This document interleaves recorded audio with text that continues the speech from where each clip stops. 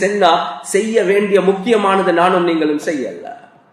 நபியுடைய மனைவிமார்களை பார்த்து அல்லாஹ் சுப்ஹானஹு வ தஆலா சொல்றான், يعني وذكرن ما يتلى في بيوتكن من آيات الله والحكمة.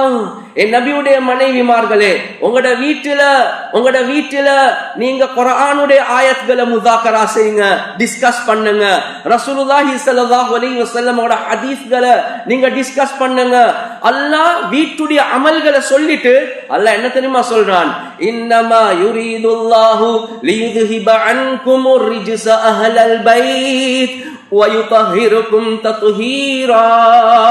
அல்லாஹ் ஏன் இந்த அமல்களை வீட்டில செய்ய சொல்றான் என்றா, என் நபியுடைய மனைவிமார்களே, பாவத்துடைய அசுத்தத்தில இருந்து உங்களை பரிசுத்தமாக்குவதற்காக வேண்டி.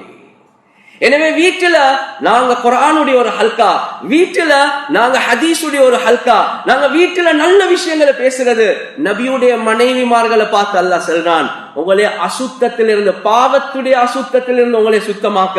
அப்ப நானும் நீங்களும் எவ்வளவு தேவையுள்ளவங்களாக இருக்கிறோம். இது ஒன்றுமே நாங்க செய்யல. அதுக்கு பின்னால மகன் அல்லது மகள் ஃபித்னால விழக்கூடிய நேரத்துல இப்ப கவலைப்படுறோம். எனவே ரெஸ்பான்சிபிலிட்டியை சரியா செஞ்சோமா இல்லையான்றது ஒரு முக்கியமான ஒரு கேள்வி. இதுலயும் கண்ணியத்துக்குரிய சகோதரர்களே, நண்பர்களே, பேரண்ட்ஸ் என்று வரக்கூடிய நேரத்துல ஆக முக்கியம் எங்கட புள்ளைகள் யாரோட புலங்குறாங்க என்றதை பாக்குறது ஆக முக்கியம்.